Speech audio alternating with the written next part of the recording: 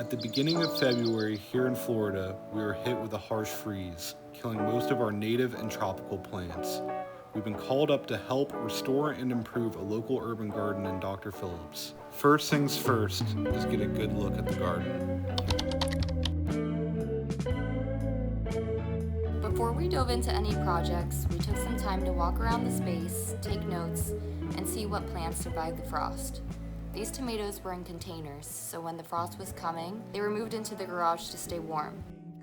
During this first week of observation, we didn't want to rush into anything right away. We decided to wait 30 days before pruning or tearing anything down. We walked around, took notes, and focused on restoring and beautifying the garden.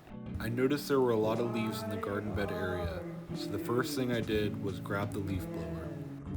I also noticed the ground tarp fabric was pulling up, so I went around and started pinning everything down, making it a nice clean atmosphere for us to work in. This area of the garden had container plants that were being hand watered, but there was a sprinkler right there, so we decided to set up an irrigation system to go into each of the containers. Once we set up the irrigation in each plant, we tested it to make sure it was working. Before we bought anything new, I wanted to see what we already had to work with. I started thinking about what we can plant based on our current season and what can work well with the plants that are already growing. But before we can plant anything, we need to first focus on rebuilding the soil. We started with 900 pounds of compost. 10 bags were mushroom compost and the other 10 bags were cow manure. Before we started dumping the compost in the beds, I started pulling up the irrigation hoses. We ended up using 3 bags for the first bed, but most of the beds got 2 bags of compost. We wanted to experiment with different compost, so we added the mushroom compost to this first bed and cow manure to the second bed.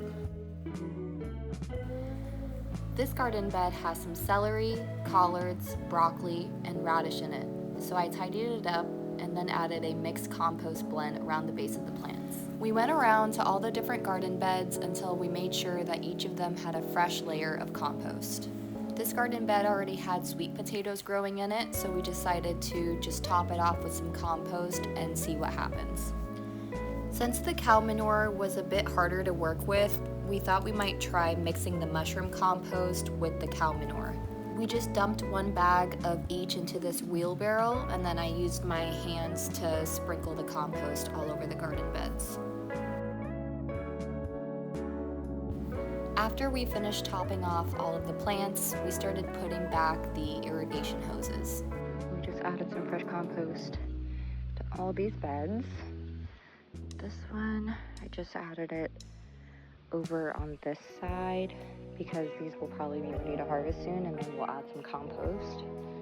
We still have 4 black cows and I guess 2 mushroom composts. And they got a nice little top off. It's looking nice and rich.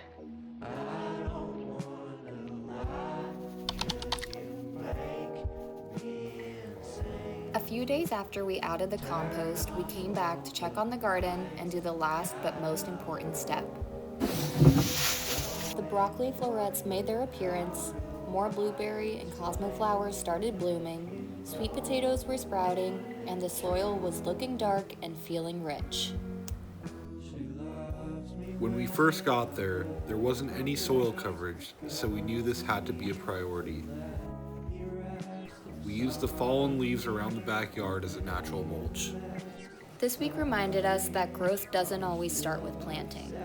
Sometimes it starts with pausing, observing, and rebuilding what's beneath the surface.